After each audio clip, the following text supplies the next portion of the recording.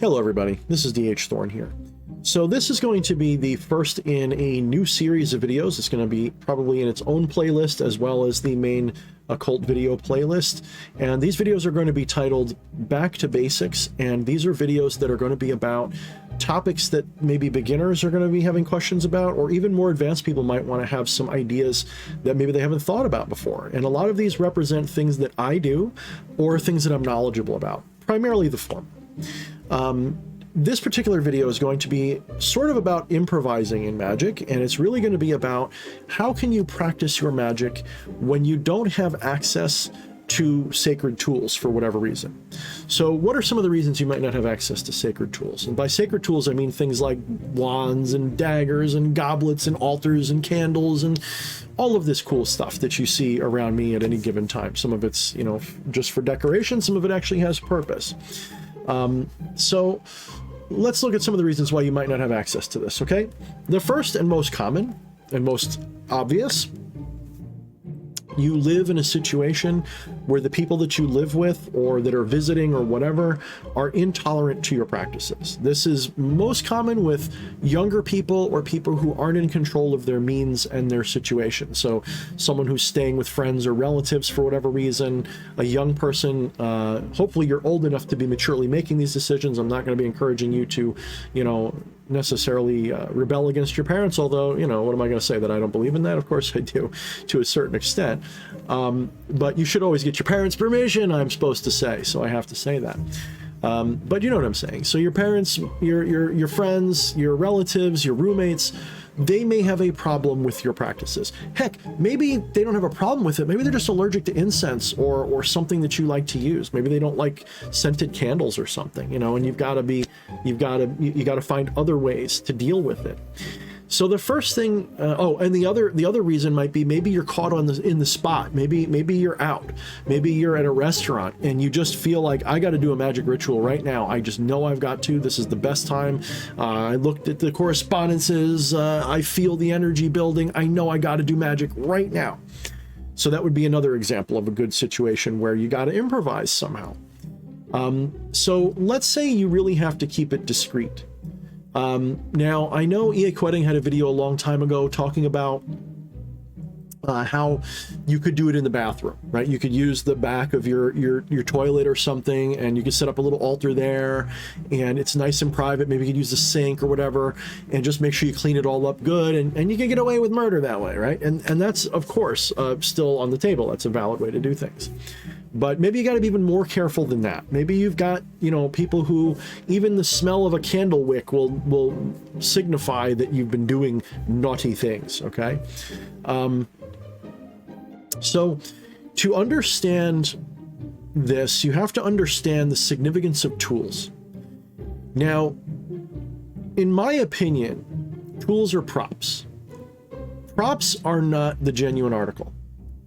What I mean by that is, a prop gun isn't a real gun, and a wand is not really what you think it is. A wand by itself is a piece of wood, okay? Or maybe it's made of something else. A magical goblet is just a cup. Your incense is just smelly wood. Your dagger is just a hunk of metal that's shaped in a way that is used for ceremonial purposes. This may sound really, really, you know, disrespectful, but fundamentally it's the truth. These objects by themselves are nothing.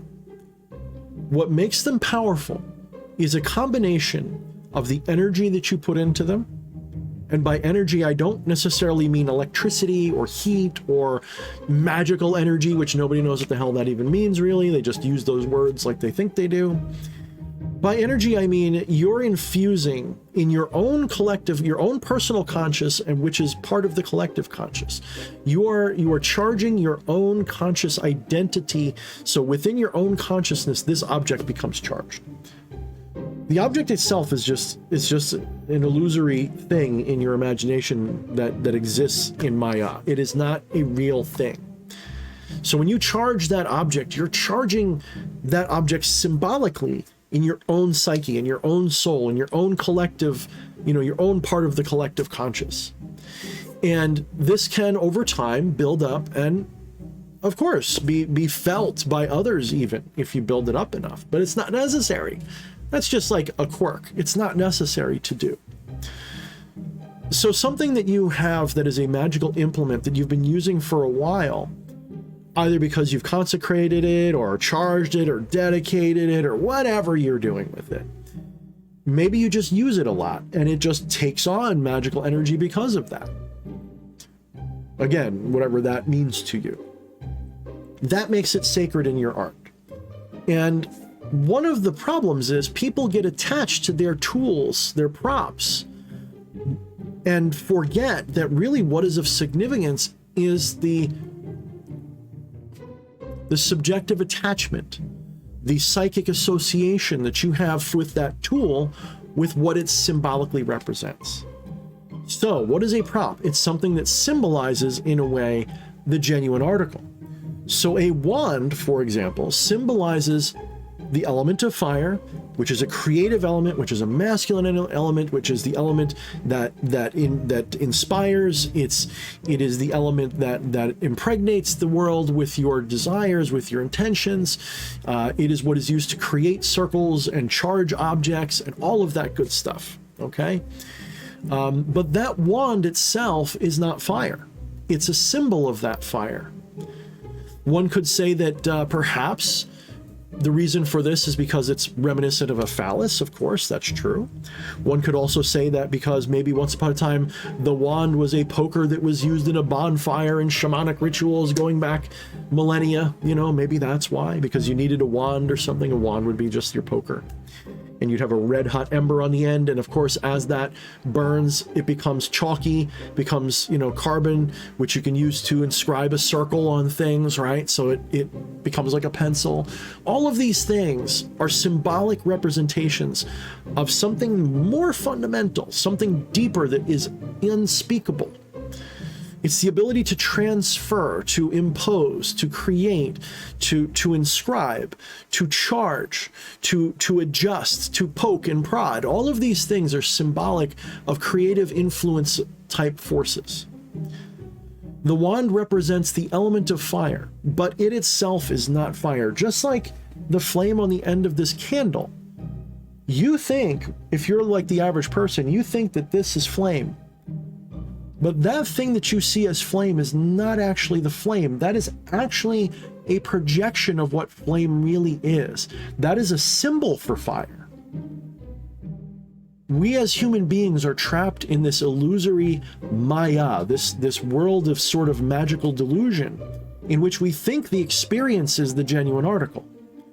Just like someone might see a shadow on a wall and think that that shadow is real if that's all they've ever seen, not realizing that that shadow is something cast by something else. And so we reify that shadow as if it's a real thing, but it's actually the opposite. It's actually the absence of the real thing. The shadow that this thing is casting on the wall, that's an absence of the light, not a thing that exists. So in the same way, that flame is the absence of what it really is. It's a projection, like a shadow, that you experience as the fire. Well, the wand is the same thing. The wand allows you to connect symbolically to the same thing that's connected to. That energetic force, that concept, that deep-rooted elementary idea that exists in the collective consciousness. So if that's true, do you actually need a wand? No. You actually don't need a wand. What you need is a way to symbolically represent the things that a wand represents. That has literally no limit at all. If you've been following me for a while and you've watched my rituals, you'll see sometimes I use a wand and other times I use what I call the wand mudra, which is when I basically cross my fingers. Now I know crossing your fingers is often like a negative thing, but I use this as symbolic, as a wand. It looks like a gnarled stick to me. And so I will use that to act like a wand, and I will point and I will inscribe and I will do all the things that I would do with a wand with these fingers, okay? Let's say I don't have a dagger. I will do the same thing, except I won't cross my fingers. I will just form it in the sword mudra, the dagger mudra, okay? Which If you know your Kuji Kiri, for example, you'll know that that is how you do the 10 cuts of Kuji, the 9 cuts of Kuji plus the final one, okay? You use the sword mudra. In fact, you can even sheath it, you know? You can put it in a sheath and unsheath it and use it, okay? Totally symbolic, and it's very, very well known, especially in the Orient. That's how it's done. In the East, in Buddhism. Same thing could be for the cup. You could represent the cup with your hands. But you don't have to just use your body. You can draw these things as symbols on paper. This is, in a sense, what one utility of sigils can be. You can charge a sigil over time with the intention of whatever you want. Okay, you can create a sigil for wand. Just write the word wand out, create a sigil out of your letters or however you like to do it. That sigil is now your wand, and you can use that, you know, however you want. There's really There's really no limit here. So if you're somebody who's in a really limited situation where doing magic is next to impossible because you don't have access to the tools, you still haven't really graduated from that beginner's mindset of thinking that it's the tools that's doing the magic. Damien Eccles, I'm a big fan of his, and if anybody ever has contact with him or goes to, I'm probably going to sign up for his Patreon at some point and see if I can get in touch with him. I'd love to interview him and talk to him and just compare notes with him. And he's a fascinating individual, and he knows so much. He's forgotten more than I know. Love this guy. I'm not saying he's right about everything, by the way, but I love his mind. I love where he's at. And he did a video, many of them, talking about his time in prison and how he had to do magic without the tools that you're really supposed to have. He'd have to use like a little Dixie cup for his chalice, and he'd have to draw things, and a lot of times those things would be taken away, and he'd have to start over, and he'd have to do it the hard way until he got to the point where a lot of it was energy manipulation for him, and he would just psychically charge things and create things in the ether, if you will, in the astral, and he would create those things in his imagination and charge those imaginary, create thought forms basically, and charge them, and all of that kind of stuff. There's always a way to do this. My only caveat is, well, I've got a couple. One, you really should always have a mental, a physical, and a spiritual component to your art. This means that you can't just sit there in la la land and meditate on it. I'm not saying it won't work, but I'm saying there should be some physical action or object that is part of it. Now, the good news is, so long as you're an embodied person, you already got that going. So all you might need to do, for example, is when you're finished with your spell in your head, clap your hands and just release it that way. Do something physical, even if it's just that simple, okay? It doesn't have to be an elaborate ritual with goblets and incense and everything else, okay? For the mental component, that is where you're going to be planning and intellectualizing and thinking about things. The spiritual side is something that is intangible. That is something that is not even imaginary. It's something that the imagination and the tangible are projections of.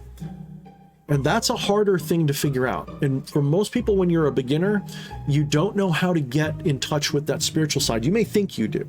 You may think that I am visualizing a star radiating as energy upon me, and that's the spiritual thing. No, no, no. That's the symbolism of the spiritual thing, but the spiritual thing is invisible. It's behind that visible mask in your imagination. What the star represents is the spiritual thing. The spiritual thing is always ineffable, always unspeakable. It's unknowable. You cannot imagine it, feel it, touch it. Anything that you can do sensorily or intellectually is not the spirit, no matter how vivid it may seem. Now, the other caveat is that there is something to sacredness. And sacredness is something that you treat with, well, sacred respect. The more sacred you treat an object, the more of a dent, the more of a track, the more it carves something permanent in your psyche. And, you know, I've got objects in my life. I've got like a trunk that used to keep all my magical implements. I can't get rid of the thing. For whatever reason, I can never seem to get myself to throw it out.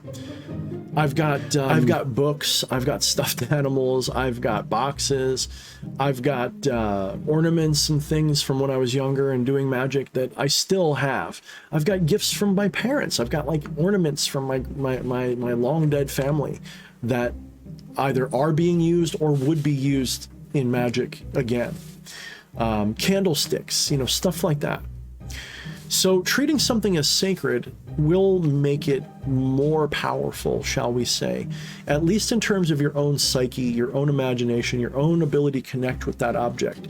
It's sort of like, you know, a mnemonic device. It's sort of like, you know, Pavlov's dog or something. When you encounter this object, you can't help but immediately be taken back to whatever that idea is, that energy, and bring it forth. So if you can't have a sacred object like a dagger or a wand, what else can you do? You know, how else can you symbolize those things?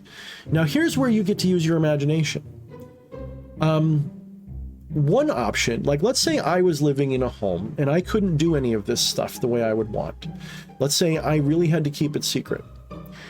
Well, let's say maybe, for example, my parents didn't care if I was younger that I was playing Dungeons and Dragons, or that I liked models or something. Maybe they didn't want me to play Dungeons and Dragons, but they didn't know that the little figures were for Dungeons and Dragons, whatever it was.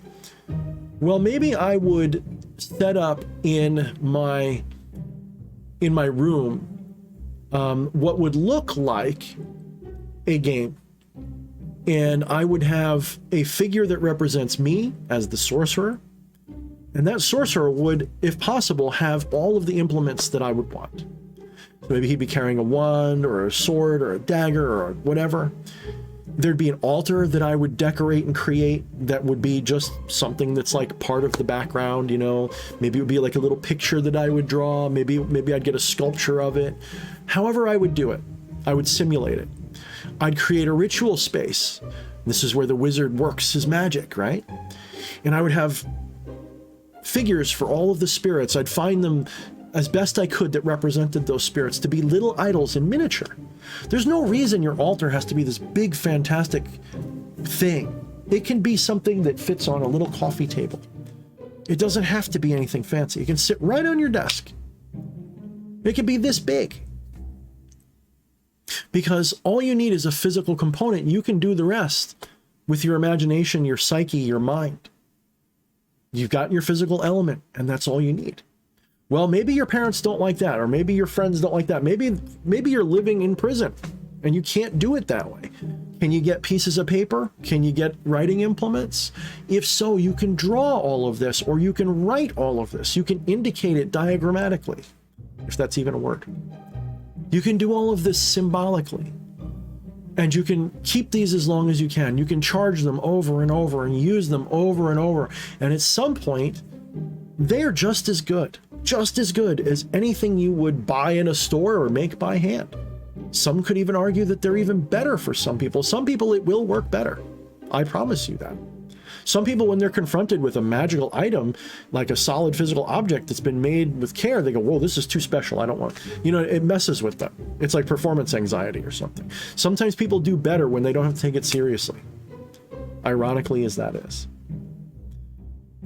So you could draw all of this. You could write all of this. You could write a story of it.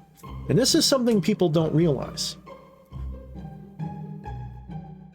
Everyone who's written a ritual knows, I think, that the writing of the ritual, while you still really should do it, the writing of the ritual is a big part of it. It's almost like you're doing it for real when you're writing it, if you're good at it. Because you're putting yourself in that moment and you're like, what would be perfect? Yeah, let's use that symbol here. And then you're imagining it and then you're writing it. So you don't even have to draw it. You could write it instead of drawing it, instead of anything. If you're limited to just writing it, for example, consider getting yourself a journal. Get yourself a basic little journal and then give yourself a cipher. Figure out an alternative to English that you can use. You could use the script that Wiccans use. You could use something from Become the Maelstrom. I've got that sigil script in there, which is very useful. Whatever you like. And then encode your rituals. So if somebody comes across this thing, like, again, your parents or roommates that might be weirded out, they don't know what the heck it is. Maybe they'll get mad at you for that, but they won't know what you're doing for real. You could say, oh no, that's just like a secret code that I make by myself, and just be cute about it. They don't have to know what it is. So by writing it down in this journal, if you are capable, if you're advanced enough that actually activates all of the same things that doing the ritual does. Just letting you know. You don't need these tools. These tools are just symbols of what you're trying to connect with. And if that's the case, you don't need any tools at all. But, and I'm going to insist on this, magic is a holistic art form. You can't just do it in your head. You've got to somehow take all of that and have it also have a physical, a mental, and a spiritual component. But what those components are specifically almost doesn't matter so long as they symbolically and effectively represent each other. Maybe you can't get a hold of a solid gold coin or something or a silver ring or something. Well, then you need something that is really effective symbolically. Now, there's one other thing that's a little difficult, and that is offerings. Offerings to spirits are going to be a little bit harder. I have never encountered a spirit that wouldn't accept blood as an offering, at least on the side of the tracks that I usually work with. Never tried it with an angel, perhaps. I have never found a spirit that wouldn't accept something sincerely given, like a drawing or a painting or a song. These are all cherished offerings that I've never encountered a spirit that wouldn't accept them. Be it a light side spirit, a dark side spirit, or anything in between. Something that comes from you that's creative will be cherished by them. Now somebody's going to say, well, I can't burn it, Thorne. I can't burn the sigil. I can't do that. I can't do the things. I can't. The burning is the best way, but it is by no means the only way that you can dispose of your sigils and offerings of that sort. You can, again, symbolically represent the fire and then symbolically destroy the object. Tear it up if it's a drawing or if it's a painting. Rip it up. Just rip it to tiny little confetti shreds and put it in a pouch, and then when you go outside, cast it in the wind and it's gone. It's no different than putting it in ash form. It's no different. It's exactly the same idea. True, it's not being carried through the element of fire. Oh well, my light just went out. It's on a timer, don't worry, I didn't do that with my mind. The fire is just the most convenient way, but it's not the only or the best way necessarily. The best way is what works. I've got an example of this that I told somebody who I'm no longer friends with, but it was a really good piece of advice. They were afraid they were getting attacked by magic. And I said, go to your local New Age shop or go through your collection of stones and find one of those little cheap obsidian pebbles. Obsidian's a really good protective stone, or find something else that you feel is really protective, but obsidian's usually a good choice. Get yourself a small little, marble of obsidian from the occult shop or whatever.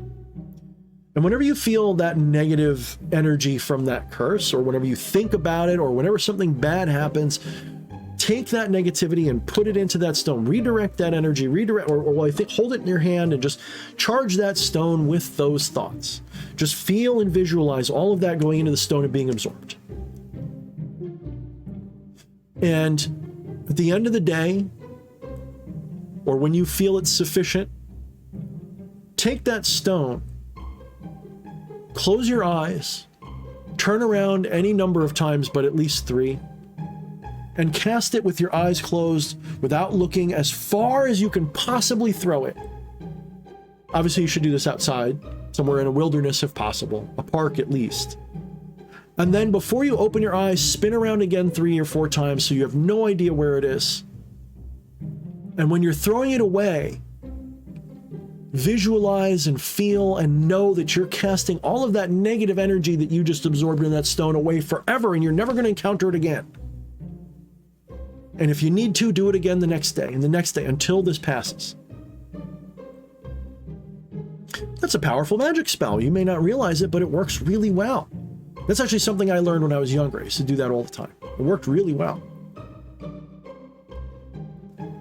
What did you need? Nothing special.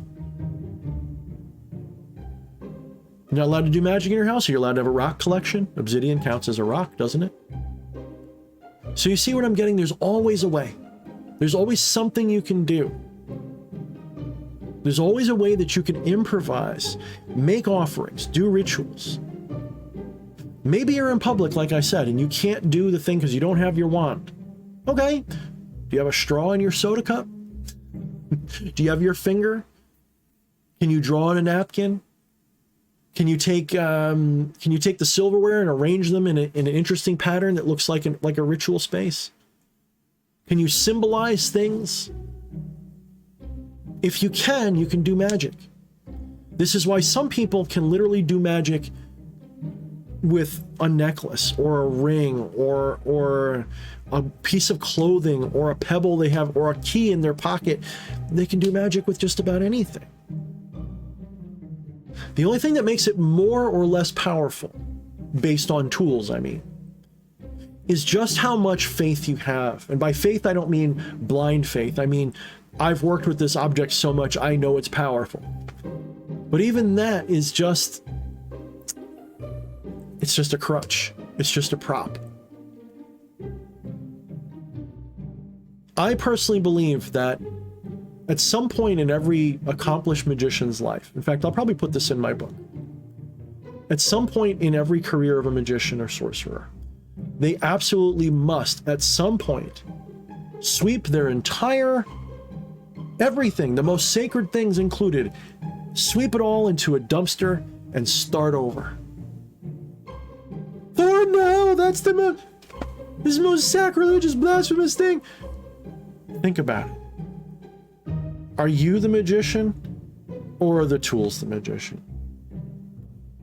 If you can't accomplish what you're seeking to do without those tools, who's more powerful, you or the tools? All right, guys. Until next time, this is DH Thorne. If this video was useful for you and you like this kind of content, or especially if this is your first time, make sure that you like, share, and subscribe this video. Make a comment below so that this way it helps out the algorithm and you too can stop being an asshole and will actually support my content again, because lately they haven't been doing that. And if you do really enjoy this and you want to support my work, you can go to the Linktree link in the description of this video, and you'll see ways that you can purchase my books, purchase services, and all kinds of stuff from me. And I really appreciate those of you who do so. That really helps me out a lot. This is my career. I just have a part-time job to make ends meet, and this is how I pay the rest of the bills. And I love doing this, and this is what I like to do for the rest of my life. So anyway, guys, this is the first in these Back to Basics videos, and I hope it helped you out a lot, and I'll see you next time. And until then, mind the shadows.